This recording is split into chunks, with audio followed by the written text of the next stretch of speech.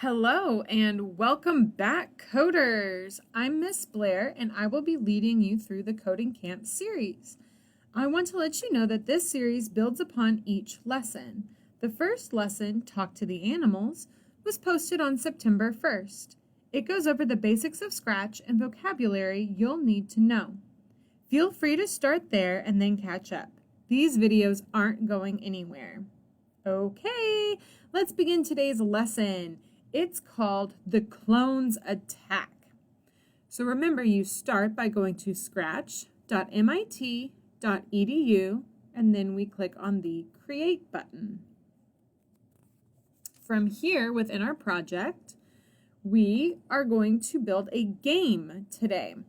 This game is going to be when the player controls a spaceship and has to avoid flying robots. So I'm very excited for this one. Like all the others, we are going to delete this sprite. Bye-bye. We're going to choose a new backdrop. So we're going over to the stage area down here on the right. Choose a backdrop.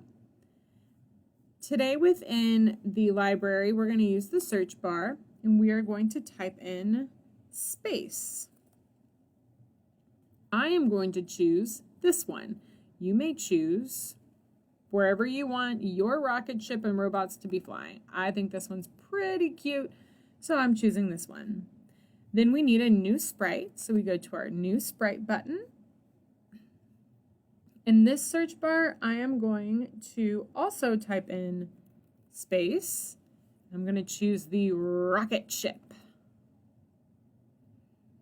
Let's begin by making sure that when the game starts, the spaceship is the correct size, is in the correct place, and is facing in the correct direction. So we will start with events, when the flag is clicked, and then we go to motion. We're going to point in direction, so down here. That's a new one. I don't think we've used it yet in this series. So we want to point in direction 180. All right, so that's our degrees. In looks, we want to set our size. So remember, we've done size over here, but now I'm showing you how you can change it in the code. So we want to set size to a certain percentage. And since this is a rather large rocket ship for our space, let's set it to 40%. Then we're going to go back to motion. And this is where we're going to set those coordinates to start. So we've got go to X, Y, and we want it to start in the very center of our stage. So remember that is 0, 0. So this is going to point our rocket ship to face the robots, which we haven't made yet, but the robots are going to come out from this side. We have made it smaller. And we have said every time the flag is clicked, it's going to go to the very center of our screen. So let's make our spaceship move. So we are going to add a forever block. So we go to control, forever. And then an if-then block. And then we want to move our rocket ship using our arrow keys. So remember, last time we used arrow keys to make our sprite dance or to match the arrows for our game. Now we're using the arrows to make our rocket ship fly around the stage. So we have an if-then. So remember, it's if a key is pressed, then something happens. So that key pressed, we're going to find in sensing, and we're going to click and drag, key, space, pressed, but we want it to be an up arrow. So click on the little down, select up arrow. Then we want it to move. We want to change our Y by 10, our Y axis. So remember, we've gone over this in previous lessons. Scratch is a grid, so you've got your y-axis that goes up and down and your x-axis that goes horizontally. So whenever we do x and y coordinates, you are placing your sprite somewhere on this invisible grid within Scratch. So we want, if the up arrow is pressed, we want to be moving on that Y axis because it is up and down. So we're going to scroll, oh, it's right here, change Y by, under my motion tab. So I want to change Y by 10. So that means whenever I press the up arrow, it is going to move up 10. So we want to duplicate this 3 more times. Do you remember how we did that last time? I'm right-clicking on my if-then block, and I'm going to duplicate it. I'm going to put it right under there. So that's 1. Oh, look, super small. And then let's duplicate 2 and 3. So we should have 1, 2, 3, 4 of these. So it's for our 4 arrows. We have our up arrow. Let's change our down arrow. So if we're moving up on our grid, that's positive. If we are moving below center, remember that's a negative number. You're going down. So we're going to want to change our Y by -10 if we're going down. The next one, we will do a right arrow. So now if I'm going right and left, I'm no longer on the Y-axis. I have changed to the X-axis. So we're going to toss the change Y, and we are going to change X by 10. Remember, if I'm going to the right, I'm going in a positive way on my grid, and I'm going on the X-axis. So that is why we're going to change the X by a positive number. Likewise, if we are going to go to the left, so if I'm going this way, I'm going negatively, I'm going backwards. So again, we don't need the Y. You can drag and toss, or you can right-click and delete block. Either one works. So we want to change the X for this one by -10 because we're moving the opposite way on that axis. All right, so let's make this large and try to fly your spaceship. So press the green button and then make sure all 4 of your arrows work. Very good. And we're going to stop it and get back to our code. Remember, if I'm going too fast or if you need to slow down or go back, you can always pause, rewind the video, and catch up. Now that we have our spaceship working, let's make some robots to throw at it, because why not? That sounds like fun. We're going to add a sprite. So remember, we go down here to add our sprite. And I'm going to do another search for robot, R-O-B-O-T. I like this guy. You can choose this one and you can pick one of the costumes if you want. I'm just going to choose this guy because I think he looks good within kind of our cartoon world that we have going on here. So if we're going to be making changes to our second sprite, remember we want to make sure that the sprite that we're working on is highlighted in blue, but we can also tell that we are working on our sprite of choice if it's the one that is up here in the right-hand corner. So once you've made sure that you've picked out which robot you want and it's highlighted, we're going to change the robot's size and position. So we have our events. It's going to look much like the same of what we just did for the rocket ship. So it is when the flag is clicked, we're going to look so we can set our size, set size to, let's do 50%. We want them to be a little bit larger than our spaceship, just for funsies and to make things a little difficult. Then we are going to do the motion because we want to put it exactly where we want it. We're going to have the go to XY. So remember I said our robots are going to start over here and come at us this direction since our spaceship is flying this direction. So in order to set that up, we want our X to be 240 and our Y to be 0. So we want it directly on the line. So 0 means it's right here. It's not up 1 or negative 1. It's right there on the line. Centered. All right, now we want to send lots of robots flying at the spaceship. It would take us a long time to create hundreds of robot sprites. So instead, we are going to use clones of the robot. Clones are copies of a sprite and all of its scripts. So adding on to here, we're going to add a forever loop. So we go to control, forever. Then we're going to create a clone of myself. So we scroll down within control, and it's create clone of myself, drag and drop. And then we want it to wait. We're going to scroll back up to the top. We have wait 1 second. That sounds silly. Wait 1 second. Okay, so if we were to run this code and this script just like it is, nothing will happen yet because all of the clones are going to be created on top of one another. And it's going to be on top of our original robot. We need to make them move when they are created. And we can do this by making a new script. So we're going to make a clone script. So we're already in control. We have when I start as a clone. So this is going to be our clone script. We need a forever loop because we want it to happen forever while we play our game. And we're going to move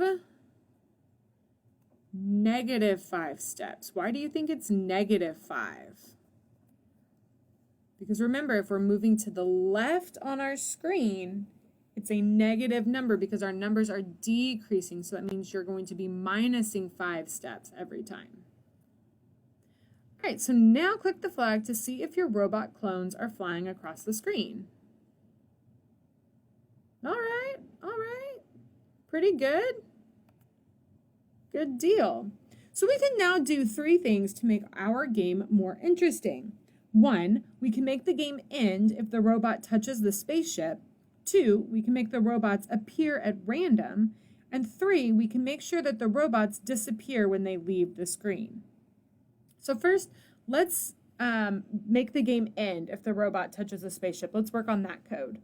So to end the game, when the robot touches the spaceship, we are going to use control block in our if-then block. And so if it is touching the rocket ship, so remember, touching is sensing, so we go over to the light blue blocks. And it's the very first one up here. So right now it says touching mouse pointer because that is the default. When we drop it in, we click the down arrow and it should recognize our sprite rocket ship. So if a clone, well, we're going to add it in just a second, but if it is touching the rocket ship, then we want everything to stop. We want our whole game to stop, end of the game. So that is in control and it is stop all, meaning it's stopping all of the code, stopping the game. This is going to go in the clones forever loop right after the move 5 steps. Squeeze it in. Okay, so now when we click the flag, if the robot touches the clone, our game should stop. So let's make it bigger and let's see. Yep, my whole game stopped. So that is exactly what we want to happen. I mean, ideally, you would be moving your spaceship around, but we wanted to get the idea quickly. All right, so now let's make the robot starting position less easy to guess. So let's make the robots come out at us randomly. So we're going to add to the clone script when I start as a clone, so it's going to be right underneath here. We're going to motion, go to X, Y, and our X is going to stay at 240, but we're going to do something to the Y. Remember, when we want it to be random, we like to use the computer's math. So we go to operators, and we choose pick random. And right now it says 1 to 10, and that goes in our Y. And we are going to make it be -150 to +150. So that means it's going to be able to appear anywhere coming from the top of our game all the way to the bottom of our game. So when we click on the flags, the robot should be appearing in random positions on the screen. So see, it's coming from the up and the bottom and the middle. Very good. Our last step is to destroy the clones when they reach the other side of the screen, meaning the left side of our screen. To do this, we need to know if their X position is less than about 230, negative 230. This is because the scratch stage goes from positive 240 on this side to negative 240 on the left. So if the robot is at around negative 230, it must be about to hit the left-hand edge of the screen, so we want it to pop and disappear. So we are going to add under our if-then block another if-then block. So let's go back to control, and we've got if-then. So if our operators, so let's go back to our operators, and we want less than. So remember, it's going to chomp the bigger number. So this is our less than. And we want this to be negative 230, because remember, if it's over here and if it's less than negative 230, meaning it's down this direction, we want it to pop, disappear. So X position goes in here. That is our motion, because motion is anywhere you would be on the stage. So we scroll down and we have X position. Pop that into the first one. So if it is less than negative 230 on the X-axis, meaning our horizontal axis, then we want the clone to delete. So remember, that is in control. We scroll until we see delete this clone. Good. One last thing. So we can run it, and you can see that they should, well, okay, well, it popped me, but it should go. I'll pay more attention now. There you go. They're disappearing. See? Very nice. So one last thing. The original robot is still just hanging out over here, right? Looks kind of creepy. So we want to hide it, okay? So we did hide and show in the last lesson. Let's see what we remember. So now we're adding it to this one when the flag is clicked, because we're not changing our clones. Our clones already come from off screen and come forward. We just want to change this little guy. So when the flag is clicked, we want to hide. So hide is under looks. We scroll down and it's that really small one. We're going to hide. Very good. And then to the clone script, because we don't want our clones hidden, we want our clone script to show. So we're going to drag over, show. All right, so let's play our game. Click on the flag. So remember, you can go all over the screen. Very good. But since this is our fourth lesson, let's make our game a little bit more challenging. Right now, all our clones move at the same speed. We're not collecting a score. So let's add some variables in here. Let's add some speed. Let's add a score. Maybe we can delay our clones a little bit. So to do all of those, if you remember, we need a variable. So we're going to make some variables really quickly. So we go to the bright orange button at the bottom. And we click make a variable. And the first one will be speed. You can press enter. So speed should show up here, and your speed should show up in your game. We're going to make level. Let's give levels. Maybe we'll have certain levels and scores. So let's add a level. We're going to make another variable, delay. And we're going to make a fourth variable, score. So we have got a serious game going on here. We are going to control the speed. There's going to be levels in the game. There's going to be a delay, and there's going to be a score to your game. So we're adding to when the flag is clicked. So the first one, our main guy, not our clones. Variables, we are going to set. We have to set all of these. So they will go before the hide, because remember, they go in chronological order, sequential order. So whenever the computer is reading, it reads from the top and goes down. So we're going to set our speed to -5. We are going to set our level to 1. We're going to start off on level 1. We are going to set a delay to 2. And we are going to set our score to 0 because we don't want to start off with any points. Then inside our forever loop, we need to do something with these variables. It's enough to set them, but we want them to actually work within our code. So underneath create clone of myself, inside this wait 1 seconds, remember when we add a variable that changes time, we want to change our time within our code. So we're actually going to wait delay seconds. So a delay means it doesn't happen right away.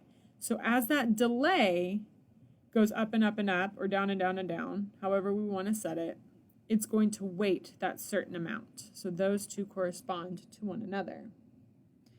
Then underneath this, we are going to, underneath the wait delay seconds, we are going to add an if-then loop, block, if you will. It's not a loop, it's if-then block. And if, we're going to do some math. Math is green. We want the equal sign now. So we want this equal sign. So if our score equals 10, so if we have managed to let 10 robots go by, if our score equals 10, then something's going to happen. So remember, we use our variable that we created, score, and it's going to go in that first one. So if our score equals 10, then we need to change some of our things, right? So we're going to set our score back to 0. We are going to change the delay by -0.1. We are going to change our level by 1. So that's why our score is going to go back to 0. So we get 1, 2, 3, 4, 5, 6, 7, 8, 9, 10 robots go past us on level 1. Things reset. So our score is going to reset to 0. And then we're going to be at level 2. So our level is going to increase by 1. And then we have to get 10 on our score for level 2. And we want to change the speed. So we're going to put this here. And we're going to change the speed by -2. So we want it to get faster. All right, so we also need our clones to do some changing, right? So the first thing we are going to change is this move -5 steps. We want it to change by the speed. So we want to drag our speed, boop, and pop it in there. All of that stays the same. Our X position stays the same. We are going to we're going to add in one more thing above here, and it's going to be change the score by 1. So meaning if these clones that have flown by and they're popping out of existence, right? Our robots are going poof, poof, poof. For every poof that they do, then our score gets to go up by 1. That's how it's counting score. All right, so let's make it large. And let's play our game. So you should see. So it's counting my score every time, so it should be 6, and then this guy will be 7. So as they disappear, it is counting. Okay, so 10, and then it goes up, and now it's speeding up. Oh no. So there you go. There's your game. You can go in. I'm going to go ahead and make sure that my stop ball is still working. Good. So I made it to level 2. This was my speed. I was at this delay, and I was so close to making it to level 3. You can go in here, and maybe you want your score to go up by 2s. Or you want to change the speed and make it go faster. Up to you. Maybe you want your robots only to make it to the middle of the screen, so you want to change this to 0. Okay? Whatever it is you're wanting to do, I encourage you to get in here and play around. I'll show the rocket ship code one more time. So our rocket ship code was just about arrows and sensing.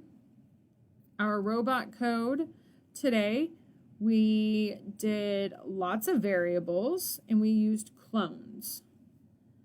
Awesome. I had fun creating this game with you today. I look forward to next week's class.